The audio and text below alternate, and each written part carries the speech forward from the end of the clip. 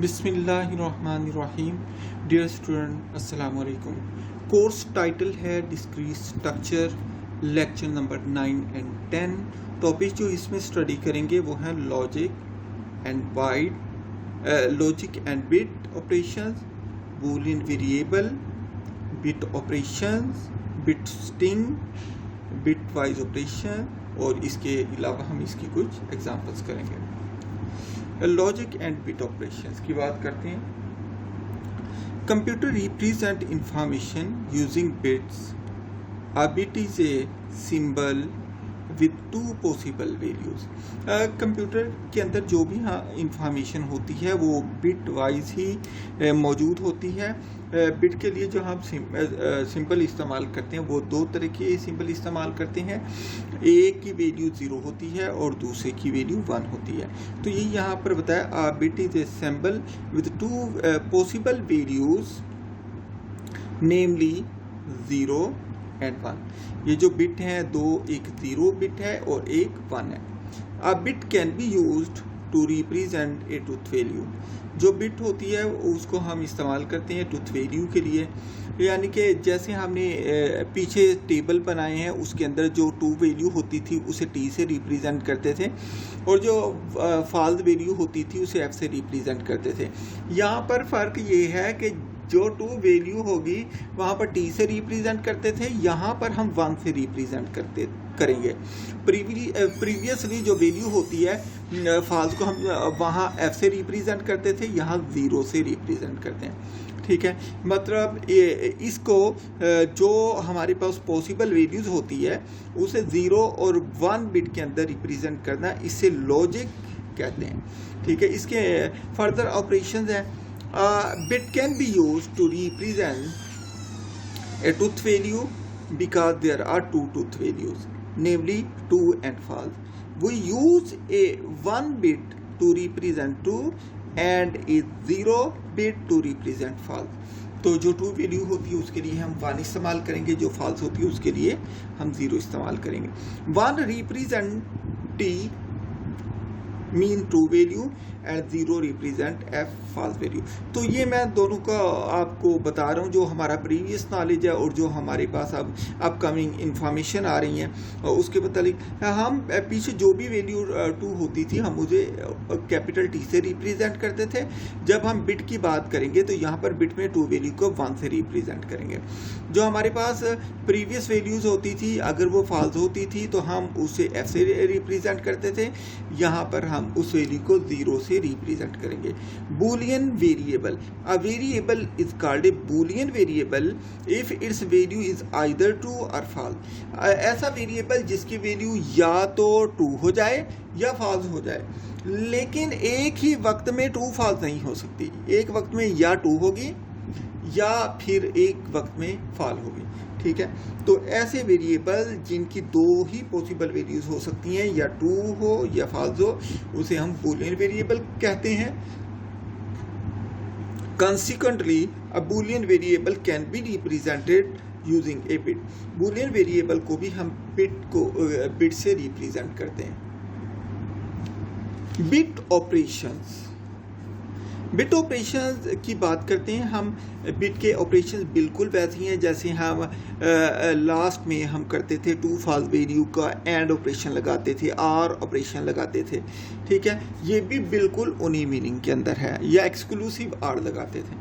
ठीक है, तो computer bit operation correspond to the logical connectives. We replace, हमने जो एंड और आर वगैरह थे इनको लॉजिकल कनेक्टिव्स की बात की थी कि ये लॉजिकल कनेक्टिव्स होते हैं।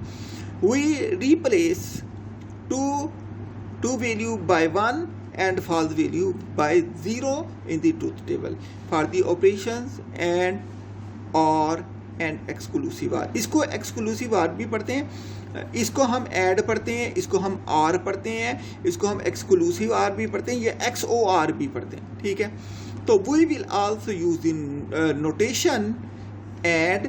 ये इसके लिए ऐड इस्तेमाल करते हैं, इसके लिए हम और इस्तेमाल करते हैं ऐड। इसको हम XOR भी कहते हैं, एक्सक्लूसिव आर भी कहते हैं। For the operation and or and XOR।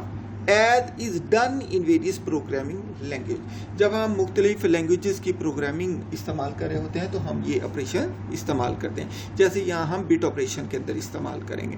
The truth table for the bit operation और एंड XOR, ये ट्रूथ टेबल बना दिए। देखें वहाँ पर आप ट्रू फॉल्स ट्रू फॉल्स करते थे। यहाँ पर हमने क्या किया, 1 का मतलब 1 उस वक्त इस्तेमाल होता है जब प्रोपोजिशन हमारे पास ट्रू होती है, और 0 उस वक्त इस्तेमाल होता है जब प्रोपोजिशन हमारे पास फॉल्स होती है। यहाँ पर मैंने X ले लिए, Y ले लिए, ये तमाम पॉसिबल प्रोपोजिशंस हैं, ठीक है। और यहाँ पर मैंने ये ऑपरेशंस लिए। पहले मैंने X और Y ले लिया, ये वाला ऑपरेशन लगाया, फिर मैंने X एंड Y ले लिया, ये वाला ऑपरेशन लगाया, उसके बाद हमने XOR दे लिया, ठीक है। तो पहले X भी 2 है, Y भी 2 है, तो दूसरी पॉसिबिलिटी X 2 है, Y फॉल्स है। तीसरी पॉसिबिलिटी 0 फॉल्स है और Y 2 है। चौथी पॉसिबिलिटीज X भी फॉल्स, Y भी फॉल्स। अब देखें, और जब ऑपरेशन R इस्तेमाल करते हैं तो इसका मतलब ये होता है दोनों में से दोनों 2 हुए तब भी 2 है, दोनों में से एक 2 हुआ एक फॉल्स हुआ तब भी 2 है।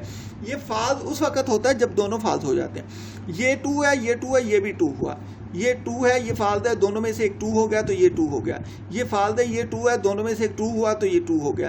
दोनों फॉल्स हैं तो ये फॉल्स आएगा। 1 वैल्यू ट्रू को रिप्रेजेंट करती है और 0 वैल्यू फॉल्स को रिप्रेजेंट करती है। इसके बाद X एंड Y की बात करते हैं। अब हम इन दोनों को देखेंगे। ये एंड वाली सिचुएशन आ गई, ये उसी वक्त 2 होगा जब दोनों 2 होंगे, अदरवाइज ये फॉल्स हो जाएगा। देखें X भी 2 Y भी 2, तो ये 2 हो गया। इसके बाद हमने देखा X 2 Y फॉल्स, तो ये फॉल्स हो गया। X फॉल्स Y 2, तो ये फॉल्स हो गया। X फॉल्स Y फॉल्स, तो ये फॉल्स हो जाएगा। अब हम एक्सक्लूसिव R की बात करते हैं। X हमारे पास 2 है, एक्सक्लूसिव R में हमने कहा था कि ऑपरेशन उसी वक्त 2 होता है जब दोनों में से एक 2 हो। अगर दोनों 2 हुए या दोनों फॉल्स हुए तो आंसर फॉल्स ही आएगा। देखिए, जब X और Y दोनों ट्रू हैं तो ये तभी फॉल्स है। ये X 2 है, Y फॉल्स है, तो ये 2 है। X फॉल्स है, Y 2 है, तो ये 2 है। X फॉल्स Y फॉल्स, तो ये फॉल्स हो जाएगा। तो इसके बाद हम बिट स्ट्रिंग, ये बिल्कुल कंसेप्ट वही है, लेकिन फ़र्क यहाँ पर यह आया कि हम 2 के लिए 1 इस्तेमाल करते हैं और फॉल्स के लिए 0 इस्तेमाल करते हैं, जबकि इससे पहले 2 के लिए T इस्तेमाल करते थे और फॉल्स के लिए F इस्तेमाल करते थे। Bit string, a bit string is a sequence of 0 और मोर बिट्स। ये एक सीक्वेंस होती है, जो स्ट्रिंग होती है वो बिट की एक सीक्वेंस होती है। The length of this string is the number of bits in the string. String के अंदर जितने नंबर मौजूद होंगे वो उस स्ट्रिंग की लेंथ कहलाएगी। जैसे ये मेरे पास है 1 1 0 1 0 1 1 0 1 0। ये देखिए, इनको गिन ले कितने हैं, 1 2 3 4 5 6 7 8 9 10। लिहाजा ये स्ट्रिंग है और इस स्ट्रिंग की जो लेंथ है वो 10 है, ठीक है। मैंने कहा 1 1 0 1 0 1 1 0 1 0 is a bit string of length 10, ठीक है। It is a bit difficult task to find the length of a bit string by counting the bits. Sometime ये स्ट्रिंग इतनी ज़्यादा लेंथ हो जाती है इसकी कि ये हज़ारों में चली जाती है और इसको गिनना मुश्किल हो जाता है। लिहाजा इसके लिए हम फिर क्या करते हैं, हमने एक तरीकाकार बनाया हुआ है कि हम 4 का ब्लॉक बनाते चले जाते हैं ताकि गिनना आसान हो जाए। 4 से जो कम बचेंगे उनको एंड में लिखेंगे। तो यही मैंने यहाँ पर बात की है। In order to make it easy we write a bit string in blocks of 4 bits. हम 4 बिट का ब्लॉक बना देते हैं एंड प्रेस स्पेस, और 4 के बाद हम स्पेस डाल देते हैं between the bits, between these blocks. Example given, जैसे हमने ये लिखना था, इंस्टेड ऑफ राइटिंग 1 1 1 1 0 1 0 1 1 0 1 0, तो मैंने क्या किया, हमने 4 की लेंथ लिखी। 1 1 0 1 ये पहले लिखा, 0 1 1 0 आ गया, 1 0 यहाँ पर आ गया, which is quite comfortably readable. इस तरीके से आप देखें, इसको बहुत आसानी के साथ पढ़ा जा सकता है। Bit wise operations, bit operations can be extended two bit string, ठीक है। जो बिट ऑपरेशन होते हैं ये बिट स्ट्रिंग के ऊपर भी अप्लाई किए जा सकते हैं। We define the bitwise or, इसके अंदर भी आर ऑपरेशन हो सकता है, एड ऑपरेशन हो सकता है, लेकिन इसको बिट वाइज ऑपरेशन कहते हैं। जो स्ट्रिंग पे इस्तेमाल होते हैं इसको बिट वाइज ऑपरेशन कहते हैं। इनका नाम है bitwise or operation, bitwise and operation and bitwise XOR operation of two string. इन 3 ऑपरेशन के अलावा भी जो ऑपरेशन है वो इस पर अप्लाई हो सकते हैं। Of two string of the same length, शर्त ये है कि जिन 2 स्ट्रिंग पर हम ये ऑपरेशन अप्लाई करने जा रहे हैं उन दोनों स्ट्रिंग की लेंथ सेम होनी चाहिए। उन दोनों स्ट्रिंग के अंदर नंबर ऑफ एलिमेंट जो है वो सेम होने चाहिए। To be the string that have as their bits the OR, AND and XOR of the corresponding bits in the 2 string respectively. In the 2 string respectively, the symbols OR, AND and XOR are used to represent the bitwise OR, bitwise and bitwise XOR operations respectively. तो हम ये operation string के अंदर जब इस्तेमाल करते हैं तो ये बिटवाइज और ऑपरेशन बन जाता है, ये बिटवाइज एंड ऑपरेशन बन जाता है और ये बिटवाइज एक्सओ आर ऑपरेशन बन जाता है। ठीक है, इसके एग्जांपल मैं आपको बताने जा रहा हूँ। ठीक है, ये आपको पता होना चाहिए जब भी आर ऑपरेशन इस्तेमाल करेंगे तो ये आर ऑपरेशन उस दोनों पर जब अप्लाई होता है तो अगर दोनों में एक भी ट्रू है तो ट्रू हो जाता है। लेकिन जब एंड ऑपरेशन अप्लाई होता है तो ये उसी वक्त ट्रू होता है जब दोनों ट्रू हो, अदरवाइज ये फॉल्स हो जाता है। एक ट्रू एक फॉल्स तब भी फॉल्स, दोनों फॉल्स तब भी फॉल्स। एक्सओ आर ऑपरेशन, जब एक्सओ आर ऑपरेशन इस्तेमाल करते हैं तो इसके अंदर जब एक ट्रू होता है दूसरा फॉल्स होता है तब भी ट्रू होता है, अदरवाइज अगर दोनों ट्रू हो जाएं या दोनों फॉल्स हो जाएं तो ऑपरेशन फॉल्स ही होता है। ठीक है, अब देखिए एग्जांपल देखेंगे तो आपको समझ आ जाएगी। मैंने हेडिंग देकर आपको समझाने के लिए अलग अलग जो है ये ऑपरेशन किए हैं। फाइंड द बिट वाइज और, bit wise and bit wise XOR of the bit strings 1101, ये मैंने 44 का ब्लॉक लिख दिया है। 1011 0111010, ये मेरे पास जो है ये 14 इसकी लेंथ है। दूसरी की भी लेंथ कितनी है जी? दूसरी की लेंथ भी 14 है। देखिए जब भी 2 स्ट्रिंग के ऊपर हमने ऑपरेशन लगाना है सबसे पहली शर्त ये है कि उन स्ट्रिंग की जो लेंथ है वो सेम होनी चाहिए। ठीक है, तो ये है 1001 0001 110101। बिटवाइज के लिए हम और ऑपरेशन में देखते हैं 1101 1011 0110 एंड 10। इसके बाद ये मैंने स्ट्रिंग जो थी ये ऊपर लिखी, इसके बाद दूसरी स्ट्रिंग नीचे लिखता हूँ 1001 1001 0001 0001 1101 1101 एंड 01। अब देखें ये इसका पहला भी ट्रू है दूसरा भी ट्रू है। ये कौन सा ऑपरेशन आर लगा रहा हूँ, दोनों ट्रू हुए या दोनों में से एक ट्रू हुआ, ट्रू होगा। ये भी ट्रू है ये भी ट्रू है, मतलब 1 है ये 1 है, मतलब ये भी ट्रू ये भी ट्रू, तो आंसर ट्रू। ये ट्रू है ये 0 ये फॉल्स हो गया, तो आर ऑपरेशन के अंदर तब भी ये ट्रू हो जाता है, ये ट्रू हो जाता है। ये भी फॉल्स आंसर फॉल्स, ये ट्रू आंसर ट्रू। अब अगली एक के अंदर जाते हैं, ये ट्रू है ये फॉल्स है आंसर ट्रू है, ये फॉल्स आंसर फॉल्स, ये ट्रू ये फॉल्स आंसर ट्रू, ये ट्रू आंसर ट्रू। ठीक है, अब अगले ब्लॉक के अंदर जाते हैं, ये फॉल्स है ये ट्रू है ये ट्रू, ये ट्रू आंसर ट्रू, ये ट्रू ये फॉल्स आंसर ट्रू, ये फॉल्स है ये ट्रू है आंसर ट्रू है। अब ये अगले ब्लॉक के अंदर जाते हैं, ये ट्रू है ये फॉल्स है तो आंसर ट्रू, ये फॉल्स है ये ट्रू है तो आंसर ट्रू। मतलब इस तरीके से हम करते हैं। इसके बाद हम एंड वाला ऑपरेशन इन दोनों स्ट्रिंग के ऊपर जो है अप्लाई करते हैं। तो हम देखते हैं, देखिए बिट वाइज एंड। अब देखें ये एंड ऑपरेशन करने जा रही है। पहले मैंने ऊपर पहली स्ट्रिंग लिखी, ये पहली स्ट्रिंग है 1101 1011 011010। ठीक है, ये एक स्ट्रिंग हो गई। दूसरी स्ट्रिंग है 1001 0001 110101। ये देखें ये पहला ट्रू ये भी ट्रू ये ट्रू है ये फॉल्स है, तो ये क्योंकि ऐड ऑपरेशन है ये फॉल्स हो जाएगा। दोनों ये भी फॉल्स आंसर फॉल्स। ये ट्रू है तब ट्रू है। एंड के अंदर जब दोनों ट्रू हो तब ही ट्रू होता है, अदरवाइज फॉल्स होता है। अब देखिए ये ट्रू है ये फॉल्स है आंसर फॉल्स, ये फॉल्स आंसर फॉल्स, ये ट्रू है ये फॉल्स है आंसर फॉल्स, ये ट्रू है आंसर ट्रू है। इसके बाद ये फॉल्स आ गया, ये ट्रू हो गया आंसर फॉल्स, ये ट्रू आंसर ट्रू, ये ट्रू ये फॉल्स आंसर फॉल्स, ये फॉल्स ये ट्रू आंसर फॉल्स। ये ट्रू है, ये फॉल्स है, आंसर फॉल्स, ये फॉल्स है, ये ट्रू है, answer true. Bit wise XOR, ये हमारे पास वही दोनों हमने स्ट्रिंग ली है, ये 1 1 0 1 1 0 1 1 0 1 1 0 1 0। दूसरी स्ट्रिंग है 1 0 0 1 0 0 1 1 1 0 1 0 1। अब देखिए ये 2 है, ये 2 है। अब XOR है, XOR कब 2 होता है? जब दोनों में से एक 2 हो। अगर दोनों 2 हुए तब भी फॉल्स है, अगर दोनों फॉल्स हुए तब भी फॉल्स है। दोनों में से एक 2 हुआ, एक फॉल्स हुआ, तो आंसर जो आएगा वो 2 आएगा। मतलब एक 0 है, एक 1 है, तो आंसर 1 आएगा, अदरवाइज आंसर 0 आएगा। देखिए ये भी 2 है, ये भी 2 है, आंसर फॉल्स। ये ट्रू है, ये फॉल्स है, आंसर ट्रू। ये फॉल्स है, ये फॉल्स है, आंसर फॉल्स। ये 2 है, ये 2 है, आंसर फॉल्स। ठीक है। इसके बाद यहां पर देखें, ये 2 है, ये फॉल्स है, आंसर क्या हो गया? ट्रू हो गया। ये फॉल्स है, ये फॉल्स है, आंसर फॉल्स हो गया। ये 2 है, ये फॉल्स है, आंसर ट्रू। ये 2 है, ये 2 है, आंसर फॉल्स। अब यहाँ पर देखिए ये फॉल्स है, ये 2 है, आंसर ट्रू। ये 2 आंसर फॉल्स। ये 2 है, ये फॉल्स है, आंसर ट्रू। ये फॉल्स है, ये 2 है, आंसर ट्रू। तो ये 2 है, ये फॉल्स है, आंसर ट्रू। ये फॉल्स है, ये 2 है, आंसर ट्रू। अब हम नेक्स्ट देखते हैं जी, ट्रांसलेटिंग इंग्लिश सेंटेंसेस।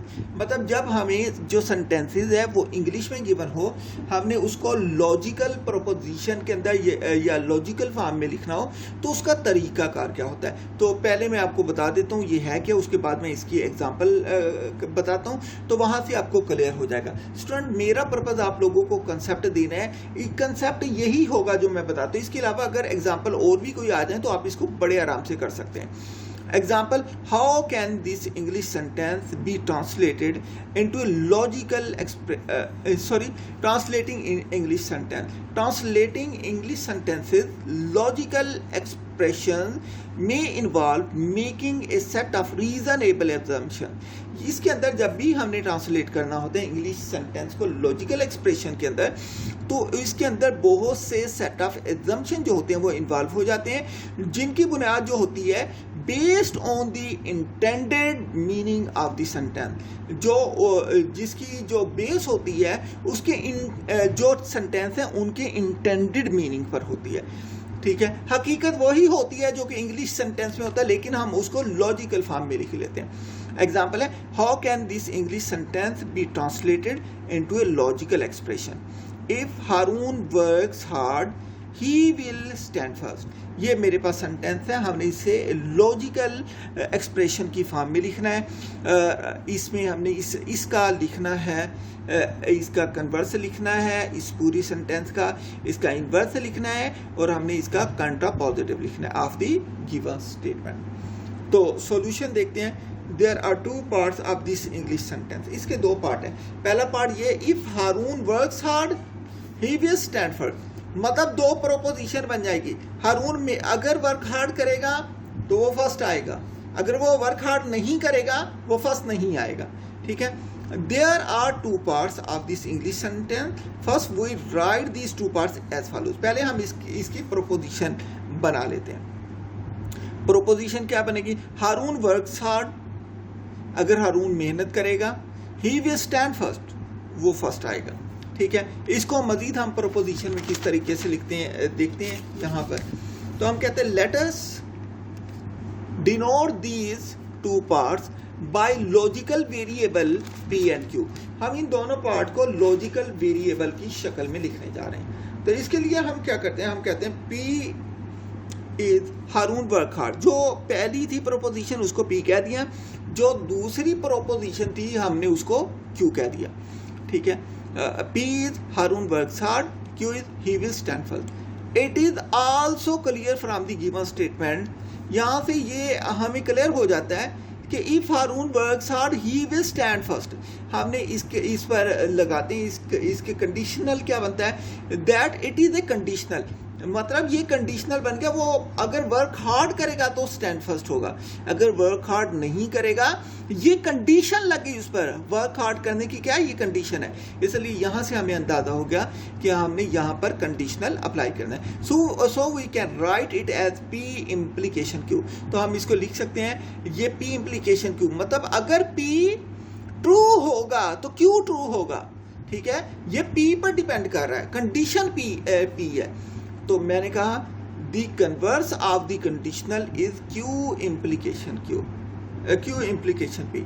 इसका कन्वर्स जो हो जाएगा वो क्या होता है, जो हेड की तरफ होता है वो टेल की तरफ आ जाता है, जो टेल की तरफ होता है वो हेड की तरफ चला जाता है। ये हो गया इसका कंडीशनल कन्वर्स। इस कंडीशनल का कन्वर्स है क्यू इम्प्लीकेशन पी।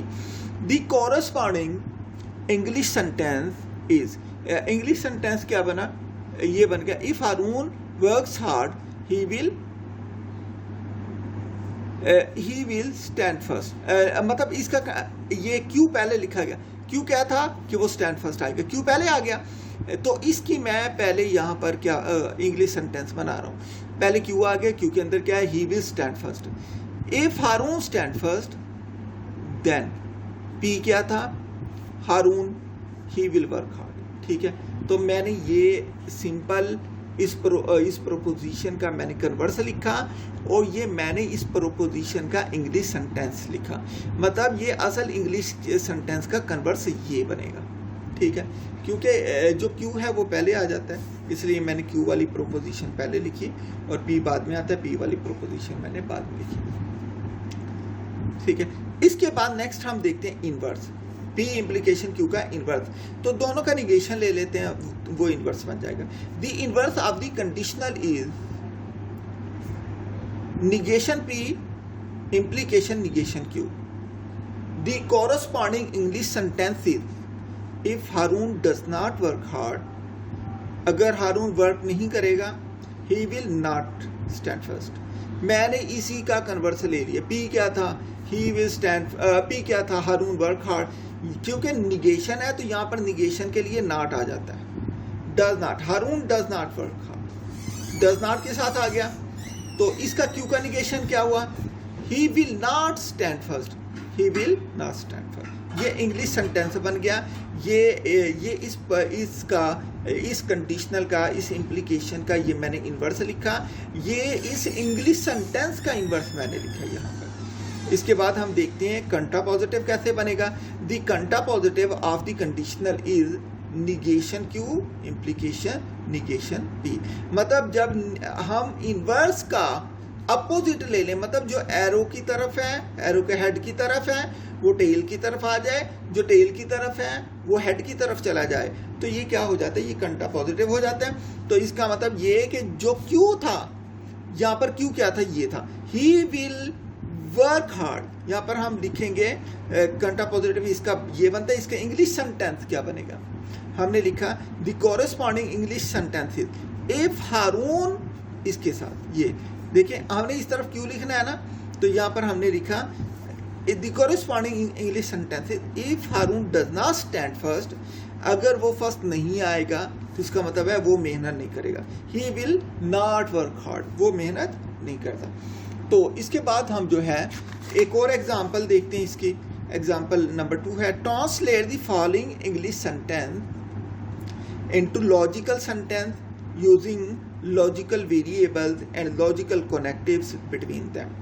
तो हमने लॉजिकल ऑपरेशन जो इस्तेमाल करने हैं और हमने इसको इंग्लिश सेंटेंस को ट्रांसलेट करना है किसके अंदर, लॉजिकल सेंटेंस के अंदर। If you know computer programming और you have an IT degree, if you know computer programming और you have an IT degree. ठीक है, तो इसके बाद ये खत्म नहीं हुआ, ये आगे भी है। Then you are eligible to get a computer programming job. अगर आपके पास IT की, आप प्रोग्रामिंग जानते हैं, if you know computer programming और आपके पास IT की डिग्री है, तो इसका मतलब ये है कि आप एलिजिबल हैं कंप्यूटर प्रोग्रामिंग की जॉब के लिए। तो write the converse inverse contrapositive of the given statement. तो हम इसके लिखते हैं कन्वर्स लिखते हैं, इन्वर्स लिखते हैं, कंटा पॉजिटिव लिखते हैं। There are 3 parts of the English sentence, first we write these 3 parts as follows.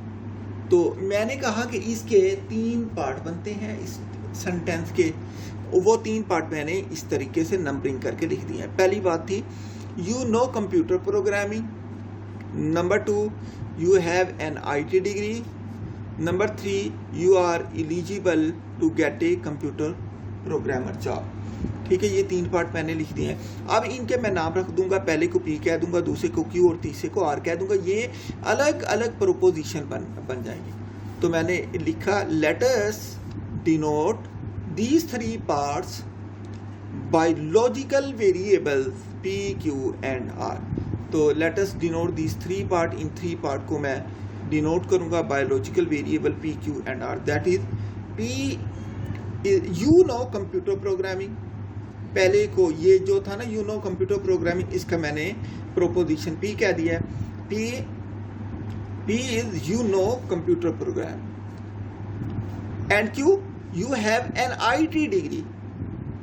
दूसरे को मैंने Q कह दिया, you have an IT degree.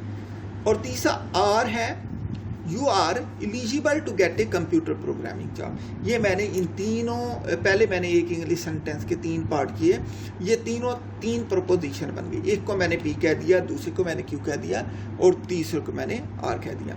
अब मैं इसको ट्रांसलेट करने जा रहा हूँ लॉजिकल के अंदर। The translation of you know computer programming और you have an IT degree is given by PRQ। ठीक है, तो पहला तो हो गया इसके लिए पहला sentence you know computer programming और you have an IT degree. इस 2 के लिए मैंने पहला क्या था यू नो कंप्यूटर प्रोग्रामिंग, ये था P। दूसरा क्या था you have an IT degree, ये था Q। तो मैंने ये दरमियान में R आ गया, मैंने R लिखा, तो R के लिए मैंने R ऑपरेशन यूज कर दिया। मतलब अगर आप कंप्यूटर प्रोग्रामिंग जानते हैं तो तब भी, अगर आपके पास IT की डिग्री है तब भी आप कंप्यूटर प्रोग्रामिंग जानते हैं। मतलब अगर आप कंप्यूटर प्रोग्रामिंग जानते हैं तो इसका मतलब आप IT डिग्री, जो वर्क IT डिग्री के अंदर होता है, आप उससे आगाह हैं।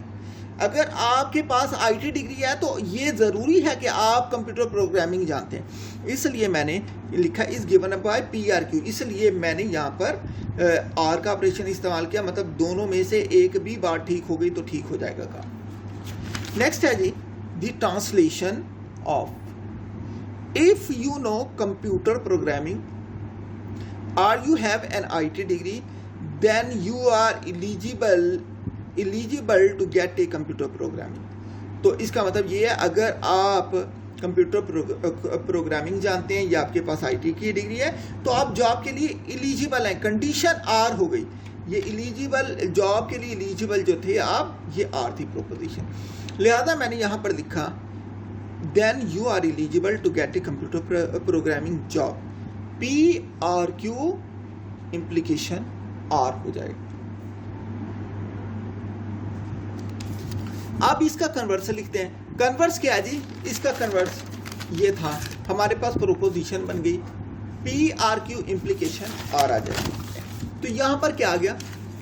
The converse of the conditional is R implication PRQ आ गया। ठीक है, तो मैंने उनको उलट दिया तो ये क्या बन गया? कन्वर्स बन गया।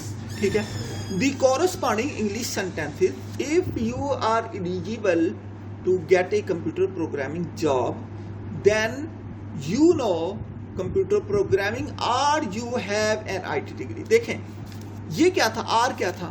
R मेरे पास ये था you are eligible to get a computer programming job। ये देखें यहाँ पर R है, कंडीशनल आ गया, कंडीशनल के लिए इफ इस्तेमाल हो जाता है। R क्या था? you are eligible to get a computer programming job। इसके बाद क्या था? P था। P क्या था? Then you know computer programming, ये जो था ये R था। R के लिए मैंने यहाँ पर R इस्तेमाल किया। ये Q है, you have an IT degree, ये Q था, इसका मतलब you have an IT degree. पहले मैंने प्रोपोजिशन बनाई है ये वाली, इसके बाद इस प्रोपोजिशन का मैंने ये कन्वर्स लिखा, फिर ये मैंने इंग्लिश सेंटेंस, ये कन्वर्स को इंग्लिश सेंटेंस की शक्ल में लिखा, ठीक है, ये सेंटेंस लिख दिया मैंने, ठीक है। अब इन्वर्स की बात करते हैं। इन्वर्स के लिए सबसे पहले जब इन्वर्स आप करते हैं तो इस प्रोपोजिशन के अंदर दोनों का निगेशन आ जाता है। तो सबसे पहले मैंने निगेशन लिखा inverse, the inverse of the conditional is negation PRQ, implication negation R. The corresponding English sentence is, if you do not know computer programming and you have not an IT degree, then you are not eligible to get a computer programming job. देखिए पहले मैंने negation लिख दिया दोनों का। अब यही जो सेंटेंस PRQ का यहाँ बना था मैंने उसके अंदर नॉट इन्वॉल्व कर दिया। ये तो आर था ना, ये वाला आर था, ये सारा आर था। Then you know computer programming or you have an IT degree. इसका निगेशन क्या आएगा? If you do not know computer programming, इसके अंदर मैंने क्या शामिल कर दिया? Not शामिल कर दिया। Do not know computer programming and you have not an IT degree. ठीक है? Then you are not eligible to get a computer programming job. ठीक है? तो इसके अंदर भी ये आर है। आर क्या था? If you are eligible to get a computer programming job, तो इसका निगेशन क्या आ जाएगा? नॉट इस्तेमाल हो जाएगा। Then you are not eligible to get a computer programming job. ये नॉट आ गया। नॉट जो होता है ये हम इस्तेमाल करते हैं निगेशन के लिए, निगेशन के लिए नॉट इस्तेमाल करते हैं। नेक्स्ट है जी कंट्रापॉजिटिव।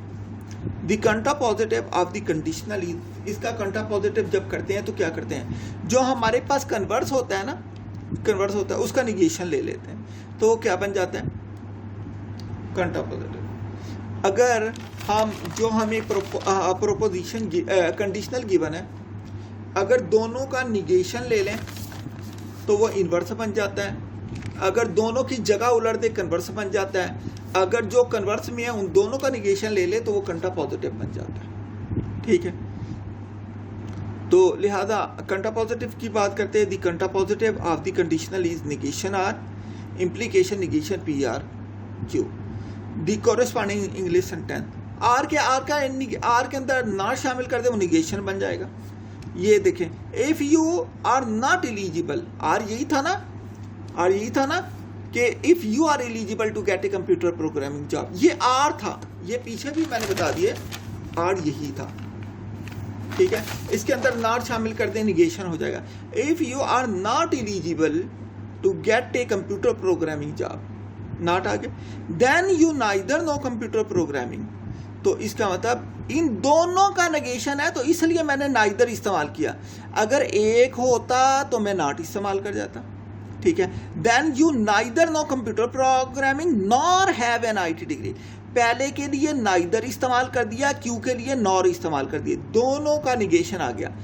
एक हो तो नॉट इस्तेमाल करते, अगर दो आ जाएं, पहले के लिए नाइदर और दूसरे के लिए nor, an IT degree. Next है जी system specification. System specification, translating English sentence into logical expression play a vital role in specifying both hardware and software system and software engineering। तो मैंने यहाँ पर ये लिखा है कि जो हम इंग्लिश सेंटेंस को अंदर लॉजिकल एक्सप्रेशन में लिखते हैं तो इसका वाइटल रोल है हार्डवेयर के अंदर भी और सॉफ्टवेयर के अंदर भी। System and software engineering take requirement in natural language, English language or any other language and produce precise and unambiguous specification that can be used as the basis for system development। तो ये मैंने कहा जब भी हम हमारी requirement जो होती है वो नेचुरल लैंग्वेज की होती हैं। नेचुरल लैंग्वेज से मुराद ये कि इंग्लिश लैंग्वेज या कोई दूसरी लैंग्वेज में हमने करना होता है इसे, तो हम कहते हैं कि and produce precise and ambiguous, मतलब हम जो भी लॉजिकल ऑपरेशन बना रहे होते हैं ये स्पेसिफिकेशन उससे बन रही होती हैं। हमारी कोशिश होती है कि वो बिल्कुल प्रीसाइज हो, बिल्कुल एक्यूरेट हो, उसके अंदर किसी किस्म का कोई बग भी मौजूद ना हो, ठीक है, as the basis for the system development. Next है जी, सिस्टम दो तरीके के हो सकते हैं जो स्पेसिफिकेशन सिस्टम है, एक कंसिस्टेंट हो सकता है, दूसरा इनकंसिस्टेंट हो सकता है। तो पहले कंसिस्टेंट सिस्टम स्पेसिफिकेशन की बात करते हैं। Consistent system specification do not contain conflicting requirement that could be used to derive contradiction. The easiest way of testing whether the system specification are consistent is to construct the truth table.